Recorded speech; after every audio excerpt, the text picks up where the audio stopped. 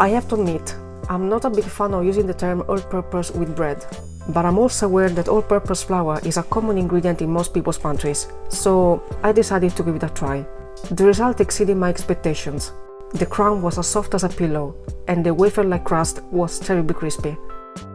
Its dense crumb is perfect for spreads, cream cheese, sauces and jams. You can also use it for sandwiches, and none of your filling ingredients will slip away. When it's slightly toasted, this bread has an amazing crispiness. We will learn how to make a loaf that can be ready in 3-4 hours. I'll give you 2 versions of this bread and show you how to add and substitute ingredients to customize the crumb's density and softness to suit your tastes. We will also deal with a small issue that happened to me. Please stick around for the whole video, as each version is crucial to understand the other.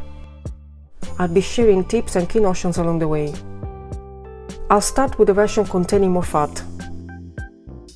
You can use full-fat cow's milk, but since I have subscribers who are lactose intolerant, I will keep this bread dairy-free. I will be using vegetable milk, and as it is lower in fat, I will enrich it with a plant-based cream, although this is optional. Let's start by dissolving 12 grams of fresh yeast in some lukewarm milk and 1 teaspoon of honey, sugar or malt. Next, dissolve a teaspoon of almond cream, or cashew butter for example. Make sure that the fat ingredient is well dissolved. If you don't have it or don't want to add it, this recipe will still work. Now dissolve 1 or 2 teaspoons of salt, depending on your preferences. There's no time to wait for the ingredients to combine by themselves, as undissolved salt can create ugly dark spots on the crust of your bread. In my bowl I have 500 grams of all-purpose flour with 9 grams of protein. Add the remaining milk, the yeast and the optional plant-based cream for the dairy-free version. Start whisking, and when the flour has absorbed all the moisture, add the salt.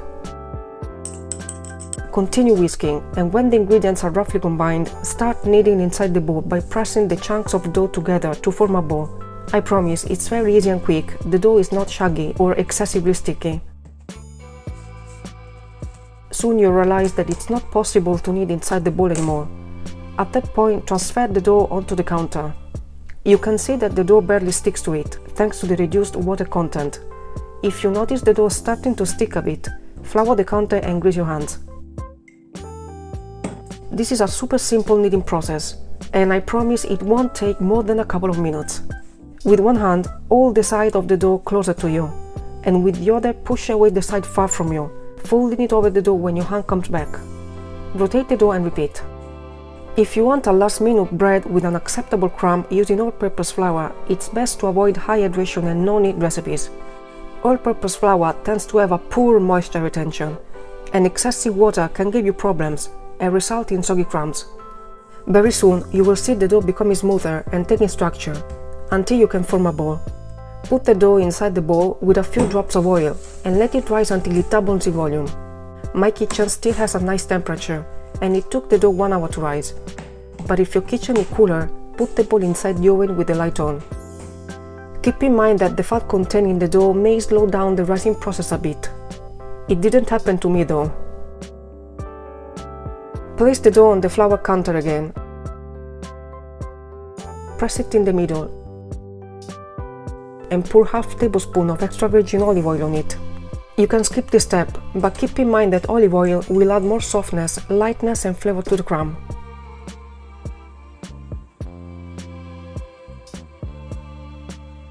Start kneading as before, using both hands. You can see that it's very easy and the dough responds well to kneading, becoming smooth and nicely structured in just a couple of minutes.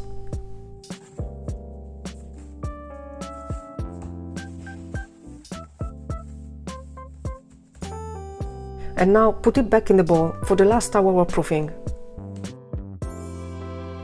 Just before continuing with the dough, preheat the oven to 230 degrees Celsius in convection mode. With a Dutch oven or a pot like this one, completely made of stainless steel.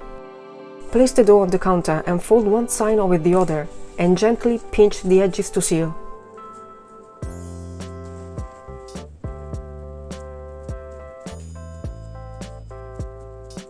Do the same with the opposite sides.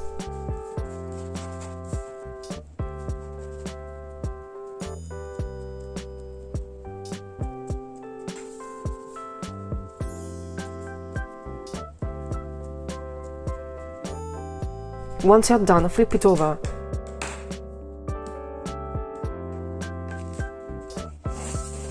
Transfer the dough on parchment paper lightly sprinkled with some semolina or flour, and fix imperfections by pinching the edges to seal. Cover the dough with the bowl and let it sit until the oven reaches the temperature, then score the dough. I'm using a knife that isn't very sharp, but a razor or a cutter would be much easier.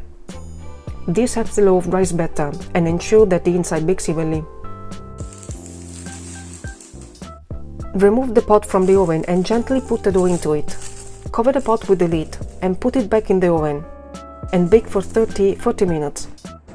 Then remove the lid and continue baking the bread for additional 10-15 minutes until you notice that the crust turns golden brown. If you are annoyed by the fact that the top is darker and the bottom is lighter, you can bake the loaf on the baking tray for the last 10-15 minutes.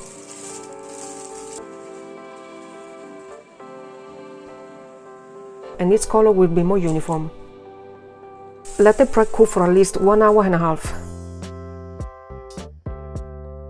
The fat that we added made the crumb seem denser and a bit tighter, but it's still very soft. The almond cream also added more body and a nice chewy texture to the crumb. Let's move to the second version. For this loaf, I'm going to use 320 grams of lukewarm water and extra virgin olive oil. I used another brand of all-purpose flour with 10 grams of protein. As for the previous version, dissolve 12 grams of fresh yeast and 1 or 2 teaspoons of salt in lukewarm water.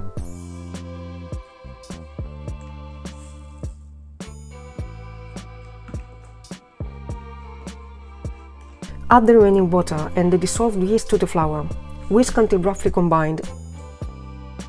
And then add the dissolved salt. Keep whisking until there's no dry flour left anymore.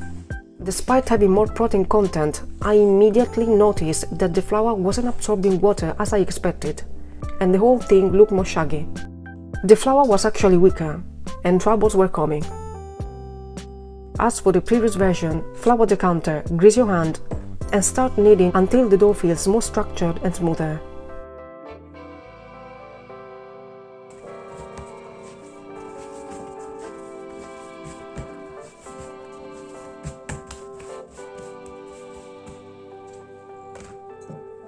Grease the bowl and let the dough rise inside the bowl for 1 hour.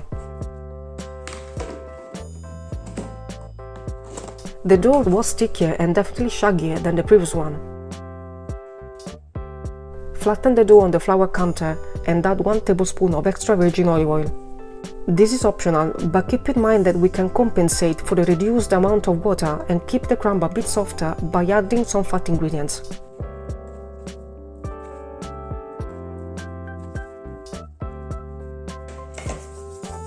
Start kneading and don't worry if the dough starts to come apart due to the oil.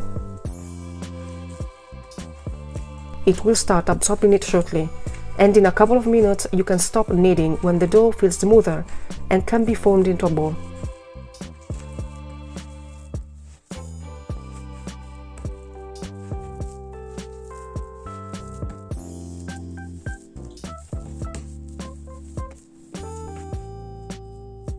In my case, my dough was still sticky, and the third rising that I wasn't expecting was necessary. These kind of inconveniences are always around the corner when we rely on random commercial brands, and this is a proof that all flours are different and absorb water differently. Obviously, I'm not going to buy the flour anymore. It gave me an additional step that I wasn't planning.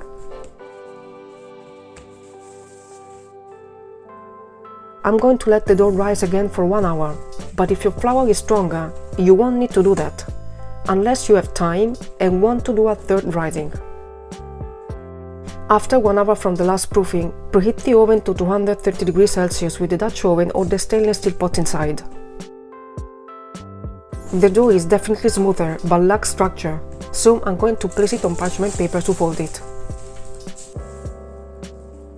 I needed to show you this, because the worst part of these inconveniences is that many people feel frustrated by the fact that a dough fails and they don't understand why. They may think it's their fault, or the fault of the content creator that somehow cheated, and eventually give up. You are now aware that your flour might be different from any other, And if something like this should happen to you, now you know how to solve it. Both of my flours were all-purpose, but yet they gave me different results, and the one that was supposed to be a bit stronger gave me more work than the other.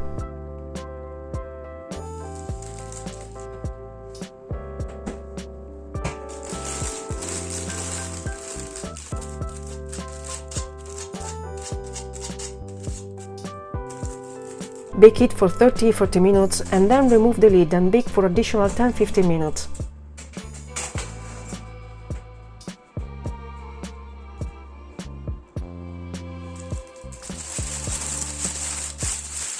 Let the bread cool for at least 1 hour and a half. And here's our bread with a light, soft, delicious crumb and crispy crust. You might have noticed that without any milk or added fat, the crumb turned out a bit more open. I hope you like this recipe, and if you want to make this bread, you'll find instruction in the description box and tips to store it. I'm going to post more bread recipes in the future, so check the channel from time to time, or consider subscribing. If you like this video, give it a thumbs up and share it, leave a comment and hit the bell icon to receive notifications. Thanks for watching, and I'll see you next time.